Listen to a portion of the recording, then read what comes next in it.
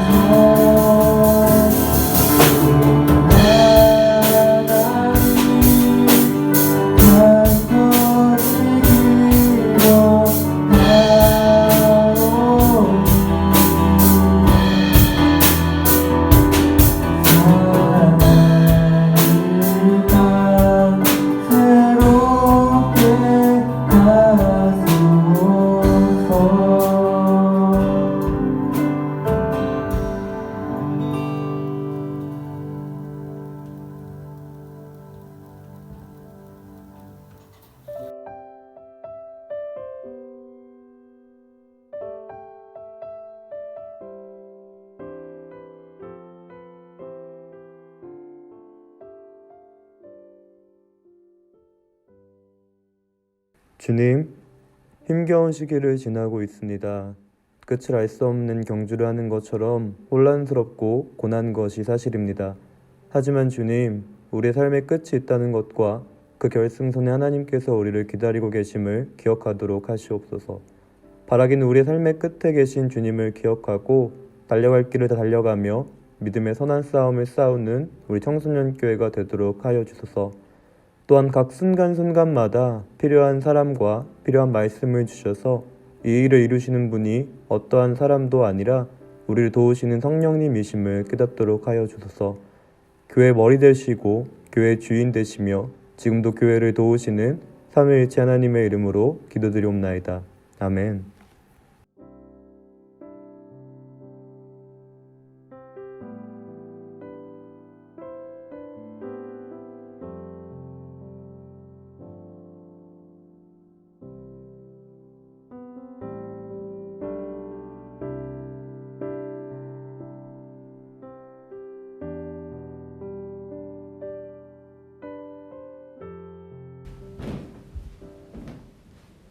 네, 오늘도 각자의 자리에서 예배드리는 우리 모든 청소년들과 또 선생님들을 환영합니다. 우리 함께 말씀 보도록 하겠습니다. 네, 하나님께서 오늘 우리에게 주시는 말씀은 다니엘서 3장 13절로부터 18절까지 말씀입니다. 구약성경 1236페이지 다니엘서 3장 13절로부터 18절까지 말씀입니다. 우리 한 절씩 교독하도록 하겠습니다. 제가 먼저 읽겠습니다. 그러자 느부갓네살 왕이 크게 화를 내며 사드락과 메삭과 아벳느고를 데려오라고 명령했고 그들은 왕 앞에 끌려왔습니다. 느부갓네살 왕이 물었습니다.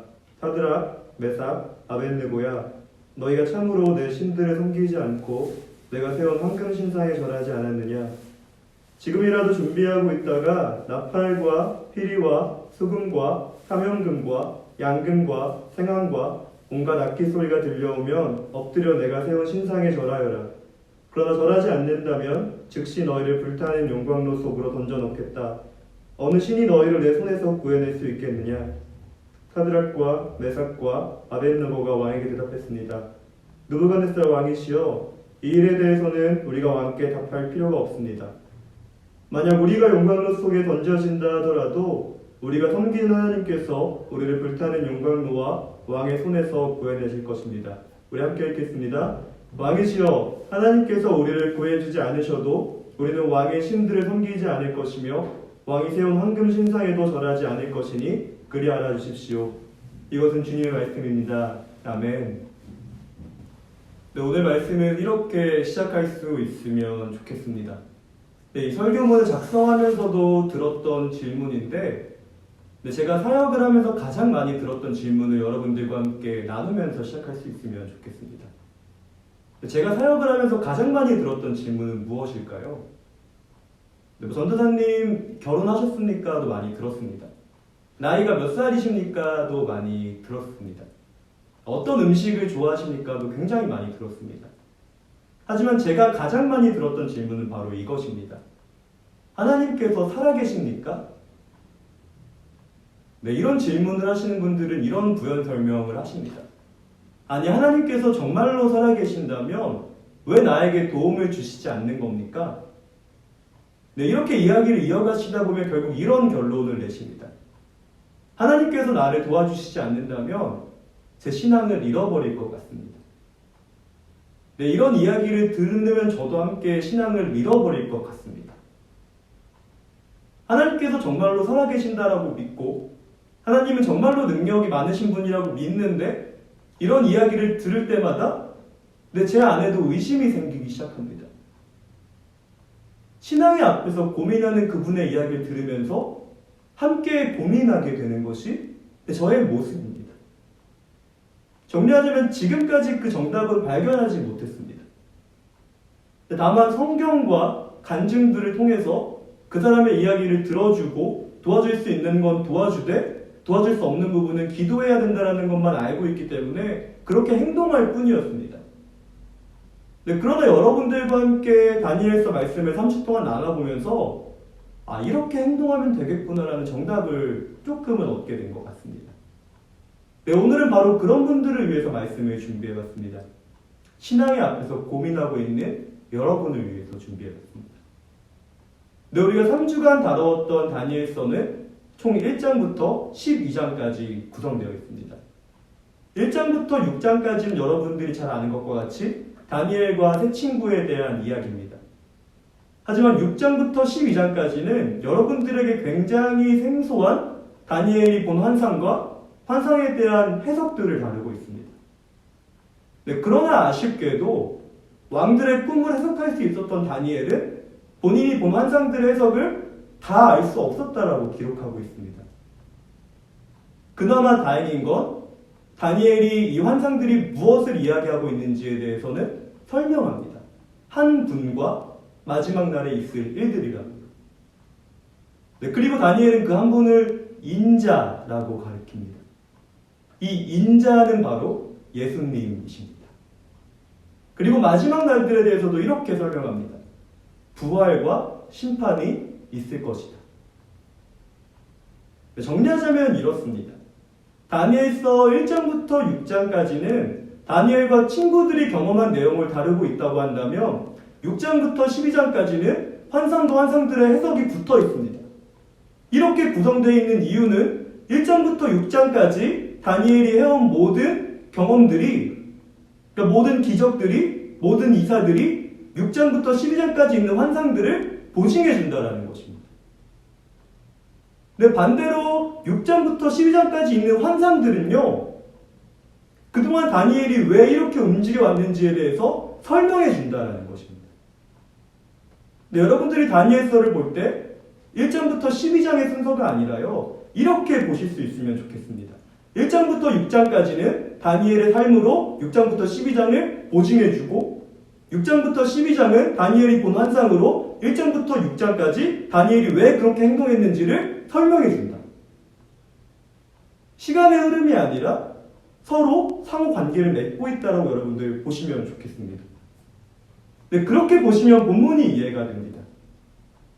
네, 본문은 우리가 아는 것처럼요, 다니엘을 제외한 3명의 친구가 왕의 명령에 따라 신상에 절하지 않게 되면서 사건이 발발하게 됩니다.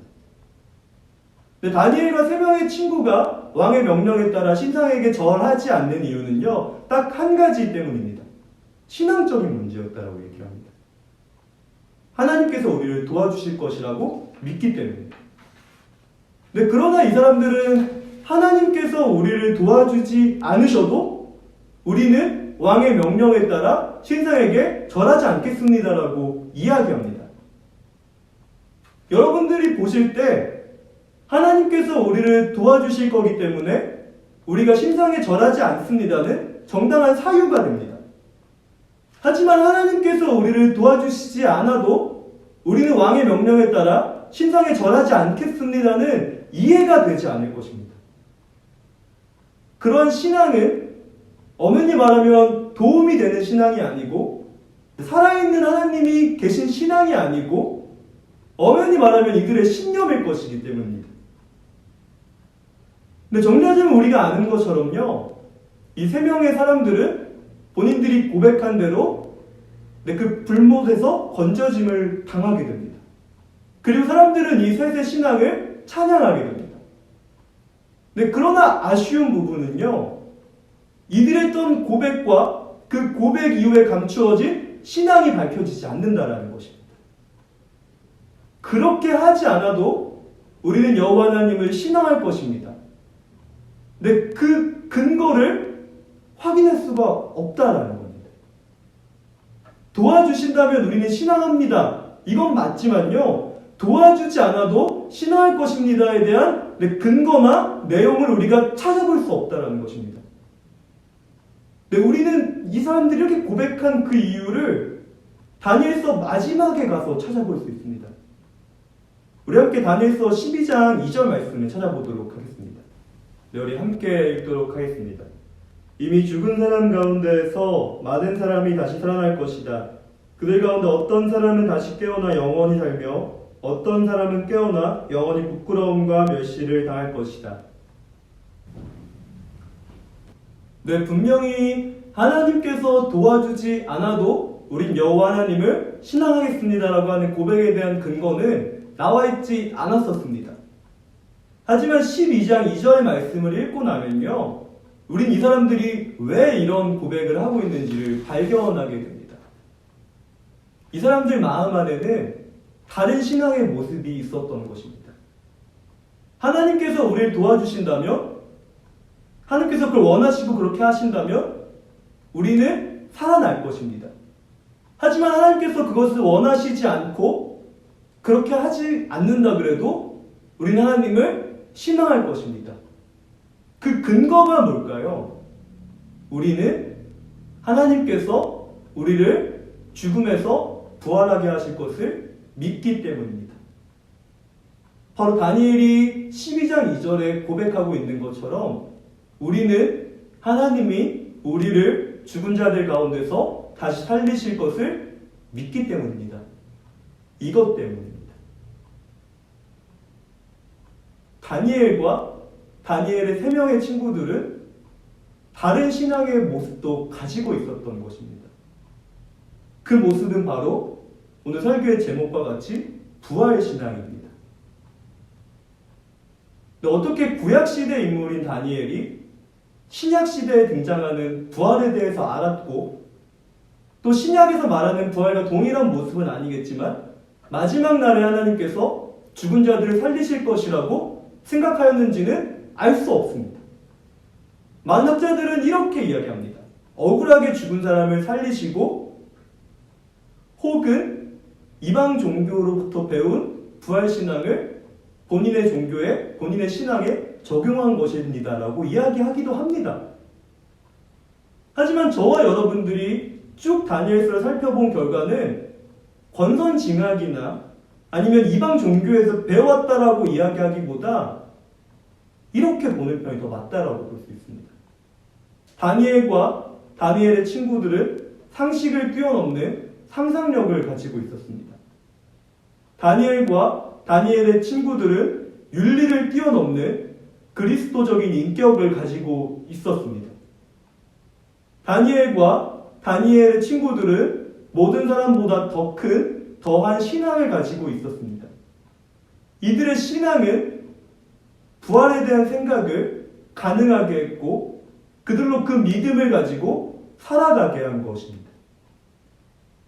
말씀을 정리하면 이렇게 되는 것입니다. 다니엘과 다니엘 3명의 친구는 신앙의 사람이었다는 것입니다. 그들이 가지고 있는 신앙은 매번의 어려움을 넘어설 수 있는 힘이 되어줬습니다. 하지만 그들이 가지고 있는 신앙의 근간에는, 밑바탕에는, 근본에는 다시 살아날 것에 대한 믿음을 가지고 있었다는 것입니다. 그렇기 때문에 이렇게 고백할 수 있는 것입니다. 여호와 하나님께서 원하신다면 다시 살아날 것입니다.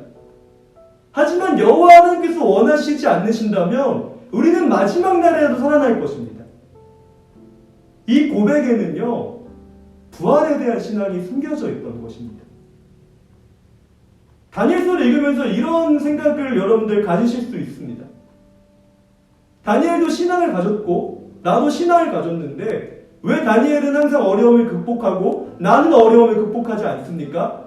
다니엘의 신앙은 능력이 있는 신앙이고 나의 신앙은 능력이 없는 신앙인가요? 아니요, 사실은 같은 신앙이라고 이야기합니다.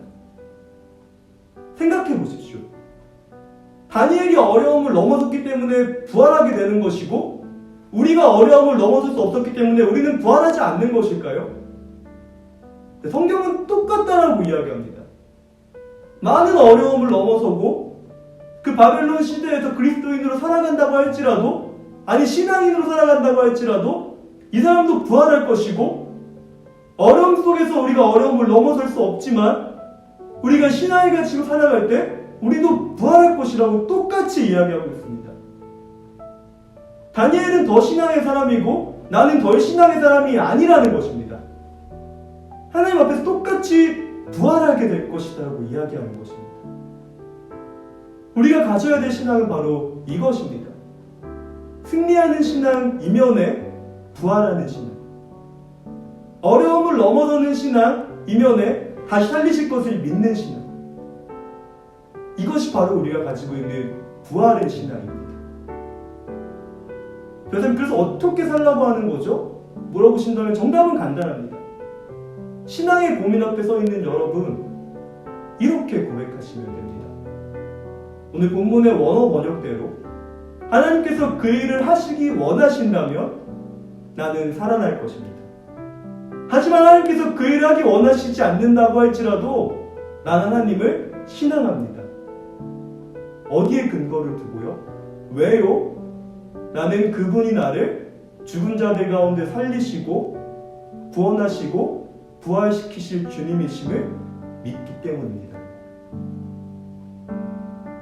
해결되지 않는 문제 때문에 신앙을 잃어버릴 일이 필요가 없다라는 것입니다. 오히려 그 문제를 해결해 주시지 않는 하나님께서 우리를 부활시키실 것을 기대하라는 것입니다. 이것이 바로 다니엘이 살아간 방식입니다. 바라기는 저는 우리 사랑하는 강동교회 여러분들이 이런 부활신앙을 가지고 살아갈 수 있으면 좋겠습니다. 마지막 날 다시 살아가는 것, 그것 이상의 지금 여기서도 하나님의 역사를 경험하고 세계를 변화시키시고 우리 새롭게 하시는 그 하나님의 역사를 보는 부활신앙을 가질 수 있으면 좋겠습니다. 진심으로 바라기는 다시 살아날 것을 믿는 믿음을 가지고 하루하루를 살아갈 수 있는 여러분